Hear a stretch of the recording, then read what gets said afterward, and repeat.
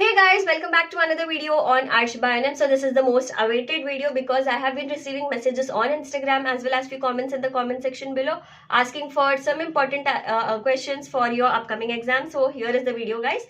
आज वीडियो में अपन क्या करने वाले हैं, we are going to discuss the important questions.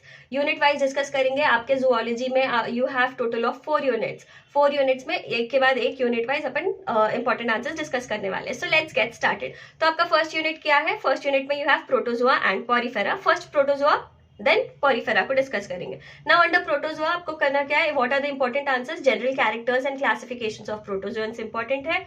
Life cycle of Elphidium is very important. Locomotory organs and types of locomotions in protozoans is important. Epidemiology of protozoan diseases is also important. Next Porifera में देखो, you will have to do the general characters of phylum Porifera. साइकिन का canal system करना है आपको and overall sponges का canal system करना है. That is ascon, sycon and leucon type of canal system. ये ओवरऑल स्पॉन्जेस का अलग है एंड साइकॉन वाला जो कैनाल सिस्टम है, this is the type study of sycon. ये टाइप स्टडी के अंडर आपको दिख जाएगा. ठीक है, you have to do the type canal system under type study of sycon. Sycon का canal system, right. Next unit 2 में देखो, you will have Cnidaria, Platyhelminthes and Nemathelminthes. Cnidaria के under you have to do life cycle of Abelia, polymorphism in Nidaria, corals and coral reefs. Corals and coral reefs is very important. Previous years में बहुत बार पूछा गया है. So this becomes very very very important under Nidaria. Next under Platyhelminthes, if you see, you have to do the general characters and classifications of phylum Platyhelminthes. Because खाली classification करें तो आपको नहीं समझ में आता है. एक general characters अगर आप करें तो आपको वो phylum का एक overview रहता है and followed by the classification. क्योंकि एग्जाम में classification आप directly नहीं लिखते. आप अगर आपको classification भी पूछा गया तो आपको ना जनरल कैरेक्टर्स के थोड़े पॉइंट्स लिखने पड़ते. तो जहां जहां आपको क्लासिफिकेशन करना है वहां वहां जनरल कैरेक्टर्स कैसा भी करना है. ठीक है. नेक्स्ट देखो, you have to do the life cycle of Schistosoma. Now under Nemathelminthes. Nemathelminthes is also called as एस्कीहेलमिन्थस.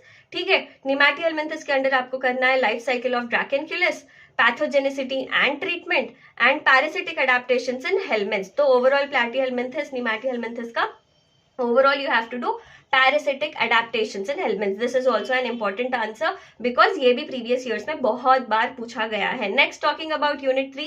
Now under unit 3 you will find Annelida and Arthropoda. अब Annelida के अंदर you have to do the external morphology of leech which is also called as Hirudinaria. ठीक है. Digestive system, circulatory system, nephridial system, reproductive system of leech. Circulatory system is also called as hemocoelomic system. Coelomic system.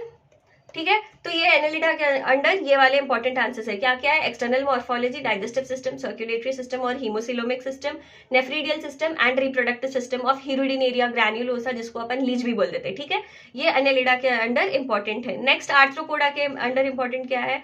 The classification and general characteristics of arthropoda. Next digestive system and respiratory system of prawn. Prawn is the type study under arthropoda. ठीक है. So prawn का type study के अंदर you have to do the digestive system and the respiratory system. Next you have to do the metamorphosis seen in insects. Next structure and affinities of peripatus. अब ये जो structure and affinities of peripatus है, this is very very important because ये भी last year के question papers में बहुत बार पूछा गया है. तो structure and affinities of peripatus is very important answer. Next under unit 4 you will find phylum mollusca and phylum echinodermata. Under phylum mollusca आपको करना है digestive and respiratory system of phyla. Now phyla is the type study under mollusca. ठीक है. उसके type study में you have to do the digestive system and respiratory system. You have to do pearl formation and torsion and detorsion in gastropods. Next Echinodermata में अगर आप देखो तो आपको इंपॉर्टेंट क्या है? Water vascular system in starfish, echinoderm larvae and significance or importance of echinoderm larvae. These two are important answers. This is very very important answer because this has been asked in your previous exams multiple times. ठीक है. So ये थे आपके important answers. अब important answers बोले तो आपको ये तो करना ही करना है. इसके अलावा भी आपके जो दूसरे long answers है आपको वो सब भी करना है because if you cover up all the long answers आपके short answers automatically cover होते रहते हैं. So you can score your marks there in your first bit and in your second bit as as well if you complete all your long answers.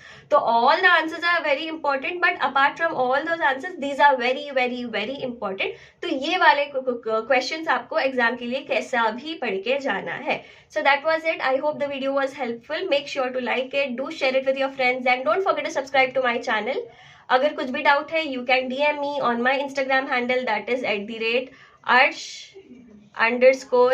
@arsh_bionyms,